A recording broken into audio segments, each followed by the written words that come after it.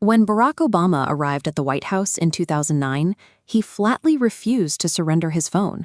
The Secret Service pushed back for security reasons, but he held on to his BlackBerry.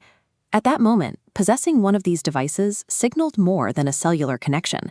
It was a badge of high-level security clearance and professional success, carried by military leaders, Wall Street bankers, and heads of state. To understand how it reached that peak, we have to look back at the corporate world of the early 1990s. If an executive wanted to read an email, they had to sit at a desk, physically tethered to a heavy computer monitor. A tiny company in Waterloo, Ontario, called Research in Motion, saw an opportunity. They built a prototype designed specifically to take the desktop email experience out of the office and put it into a user's pocket. By solving the primary friction point for mobile communication, RIM established the technological foundation that would soon make their hardware a requirement for the global workforce. That vision materialized in 1999 with the first true BlackBerry. Instead of a standard number pad, it featured a full QWERTY layout. The keys were tactile, angled, and engineered for fast, frictionless typing. This ease of use created a brand new corporate behavior. People started walking down crowded sidewalks while aggressively typing out emails. The device became so addictive that users dubbed it the crackberry. The velocity of business accelerated. A lawyer in a taxi could review a contract, and a CEO on a train could greenlight a merger. If you didn't have one, you were losing deals to the people who did. The device prioritized text input over colorful visuals. It was aggressively utilitarian, signaling it was a tool for professionals, not a consumer device. REM secured a grip on the global elite by turning a B2B utility into a standard requirement for professional life. Behind that physical keyboard was an equally vital technical pillar. Every message was routed through a proprietary, highly encrypted network. Because this infrastructure was nearly impossible to intercept, the U.S. government and armed forces signed exclusive contracts to equip their personnel with BlackBerry devices. This chart shows the state of the mobile sector in 2008. The BlackBerry slice expands here, capturing nearly 50% of the entire U.S. smartphone market and dwarfing all other business competitors.